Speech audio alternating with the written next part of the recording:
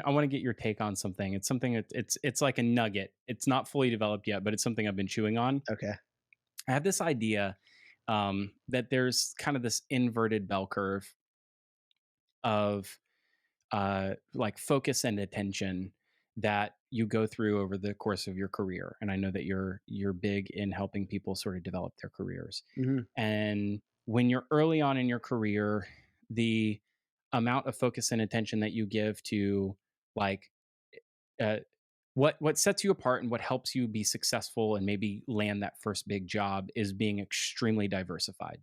Extremely diversified. Think about when you do your college application. It's like they want to see that you speak multiple languages, that you've been to many Mhm. places, that you've, Mhm. that you've done nonprofit work, and that you volunteered your time, and that like they want you to be involved in sports, and they want you to have, done well in Mhm. not just one area or major like class work. They want to see that you're proficient in all of them. That's like what Mhm. makes you really well rounded, right? Mhm. Mhm. Mhm. And then you get that first job, and then you kind of get pigeonholed in your career to doing one thing. And if you were to like veer off of that path for some period of time, like you're probably not going to hit an acceleration point in your career early on that will like take you to the next level.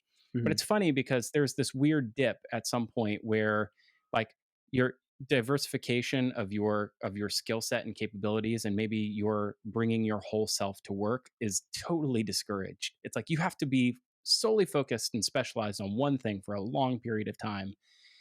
But as your career goes on, it's like the more desirable people to take on larger roles and to lead larger efforts are the ones who are more generalists. They're people who have extremely diversified interests. They're people who are on nonprofit boards. They're people who are on who have lots of investments, and they have rental properties. And these are like Mhm. they've got families. They're things that are fragmenting their time, that are trying to pull their attention away. But that's the Mhm. person who is successful. So you kind of take them as they are, and they're going to be successful no matter what they do, because they know how to sort of time box their attention to create high yield for the small amount of investment they give. Mhm.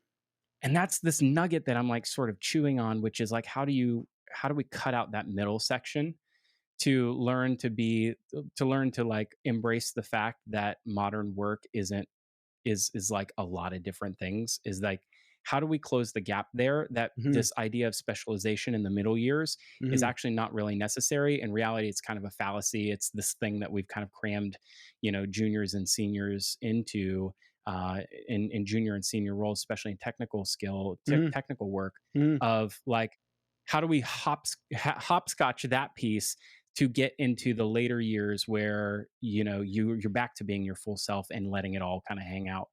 And it's a nugget. I'm chewing on it. I'm That's curious what you think interesting. about that. Yeah, like, as I'm hearing that, I'm not even sure what I think about it because 'cause I'm thinking about your career trajectory and mine, which both Yeah. follow that, path Hmm. of specializing and then being more generalist. And then so I'm seeing the pattern there, but then I'm also thinking, like, I've always felt like specialization is so powerful. And so I'm thinking about, like, if somebody's a developer and they can specialize, there's so much power in that, but there's also so much power in being able to generalize. Like, okay, you can code really well, but can you communicate well? um, can you communicate with clients? Can you communicate in writing? I think about, like, the base camp philosophy where they're like so into writing, even for designers, creatives, technical roles. Like, writing is such an important part of their um, philosophy of, like, how to do work. And I think about, like, as work is becoming more asynchronous, like, writing is becoming more important. Also, stuff like this, like, there's more people doing like YouTube videos. Like, I was talking to Philip Rakowski, the View Storefront CTO, and he's starting to do YouTube videos. A lot of people that would speak at conferences are starting to do YouTube videos because there's not as much conference speaking going on. And so, like, that's a very different skill set from, like, coding. But then, like, what you're saying is like, okay, so maybe this whole specialization thing in the middle doesn't actually matter. Like, we're forced, like, it's somehow being forced and it shouldn't be. um I don't know, my instinct is that's not true. Like you have to put in the 10,000 hours. You have to get deep inside. I'm also thinking about it. I was listening to this Webb Smith podcast over the weekend, and he talks about deep generalization, um, which I honestly didn't fully understand the concept. I heard them talk about it a little bit, but he talked about having three or four or five areas that you knew well. Like he talked about how commercial real estate, retail, brands, and a Hmm. couple other things in his particular case. But that phrase, deep generalization, like really stuck with me. And I think there's something there. Um, it also makes me think about, I've heard people say, like, instead of trying to be the top 1% at like one skill, try to be the top 10% of like three skills combined. Hmm. And that's going to, be uniquely valuable, you know?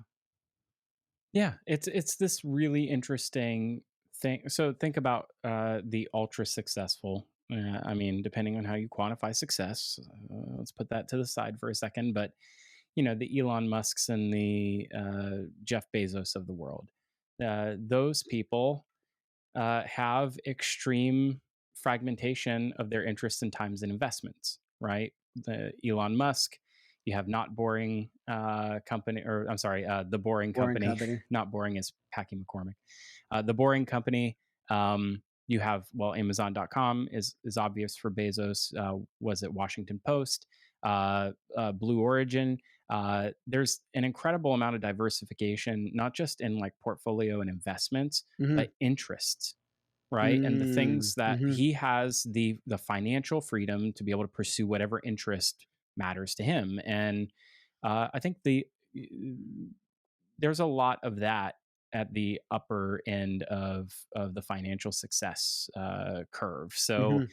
my sense is that the things that make you extremely successful is actually being more diversified and being more um, having giving your attention to a lot of things, and the people that are truly stand out are the ones who understand how to make them all work together into like a web that is self-reinforcing. The work that I do in the nonprofit space with 1909 and my advisory work with as I'm a board member at 1909, which is a startup accelerator program and operates a space for creatives to work in collaboratively here in West Palm Beach. That informs the way that I do business networking, which has a direct impact and direct benefit to future commerce and something digital.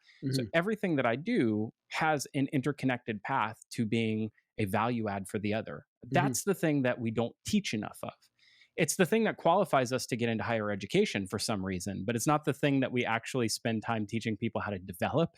Hmm. And I think we're all poorer for that, because think about what the future of work would look like and the future of education would look like if we Right. taught people how to make networks work together for the benefit of each other and building Right. mutual value.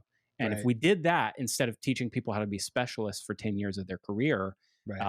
and to like pigeonhole themselves, then I think that we might actually have like transformational work and transformational, like meaningful, a more meaningful existence for people who are doing Right. work, especially in technical fields. I like that a lot. I think the fundamental thing is that like people crave variety, right? Variety is the spice of life.